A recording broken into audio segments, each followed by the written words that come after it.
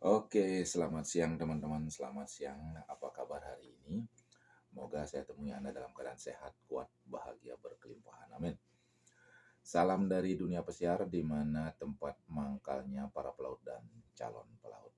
Oke, pada video kali ini saya akan menyampaikan sesuatu hal.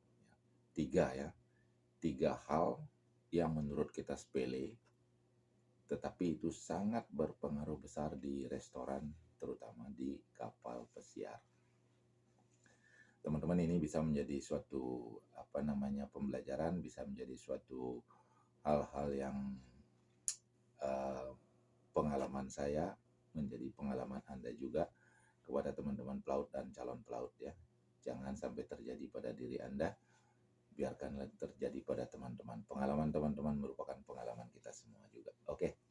Kita mulai bahas yang pertama. Yang pertama, hal apakah yang aneh tapi nyata kita merasakan itu ringan, tapi itu berpengaruh besar. Yang pertama adalah bersendawa. Anda tahu bersendawa? Kalau kita habis makan di rumah itu kan, gitu kan.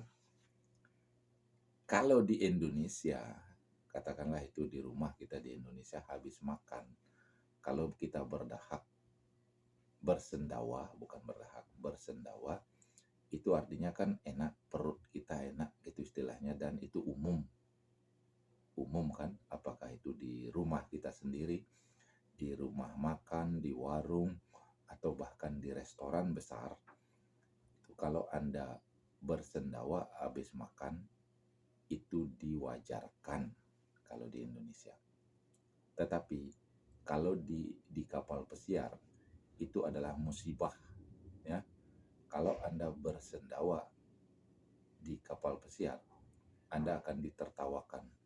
Ya, umpamanya di krumes Anda habis makan bersendawa, maka setiap orang di sekitar kita yang bukan orang Indonesia akan melihat Anda. Ya, itu kalau di krumes.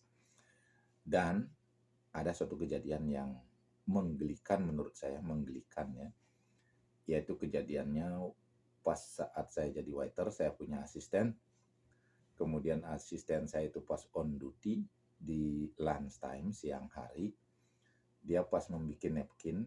Jadi restoran belum ada tamunya, dia bikin napkin untuk mempersiapkan setup table ya. Dia bikin napkin sambil berdiri di station, menghadap ke station. Lewatlah ini yang namanya F&B, hotel direktur, karena dia akan melintas di restoran itu. Nah, pas jarak dekat dengan asisten saya tadi itu, si asisten ini bersendawa ya, karena dia tadi begitu sebelum on duty dia makan dulu di krumes. Nah, sambil dia membuat napkin dia bersendawa. 1-2 kali dia bersendawa, didengarlah karena hotel manager sama F&B-nya ini dekat dengan dia, bersendawa didengar sama dia, langsung diambil namanya ya. Kemudian besoknya saya tidak lihat lagi dia kerja di restoran, dia kerja di krumes ya. Anda bisa bayangkan pengaruh dari bersendawa di kapal pesiar ya. Besoknya dia di krumes, kemudian saya tanya, kenapa kamu kerja di krumes? Saya sama meterdinya disuruh krumes karena saya bersendawa kemarin didengar oleh F&B sama hotel direktur. Maka tersenyum-senyumlah saya mendengar hal itu, karena menurut kita itu menggelikan gitu ya. Jadi juga selanjutnya saya melihat setiap tamu di restoran itu tidak ada yang bersendawa, teman-teman. Tidak ada. Karena bersendawa itu dianggap tidak bagus, sangat jelek di kapal pesiar. Ya, itu budaya barat, mungkin itu budaya barat ya. Oke, itu bisa dipahami yang pertama. Yang kedua, ini masalah kalau Anda ingusan ya, ingusan di tempat makan, kalau Anda mengeluarkan ingusan dengan apakah dengan sapu tangan ataukah dengan apa namanya secari kertas Anda lakukan mengeluarkan ingus Anda di tempat makan. Kalau di Indonesia, apakah itu di rumah sendiri atau di rumah tetangga, rumah keluarga, atau di warung, kalau Anda mengeluarkan ingus, maka orang yang makan di sekitar Anda bisa merasa jijik dan kadang-kadang dia bisa batal makannya. Betul nggak? Ya kan? Tetapi kalau di kapal pesiar, mungkin ini budaya barat juga, kalau dia sedang makan mengeluarkan ingus sampai suaranya keras sekali, pret, ya, saya merasa tidak enak. Tetapi tamu yang di sebelahnya itu tidak merasa terusik, tetap aja makan, ya. Tidak ada yang melihat yang mengeluarkan ingus itu, yang suaranya keras sampai bertret-tret itu, ya. Itu bedanya kalau di rumah kita itu, kalau Anda mengeluarkan itu di warung nasi aja bisa kabur itu semua pelanggannya, dan Anda bisa didamprat oleh yang punya warung. Betul nggak? Ya. Kalau di kapal pesiar beda. Oke, itu yang kedua. Yang ketiga, maaf ini masalah kentut. Oke, kentut. Kalau Anda di warung atau di rumah atau di mana saja Anda saat makan Anda kentut, itu di tempat kita itu dianggap menjijikkan, bener nggak? Jelek.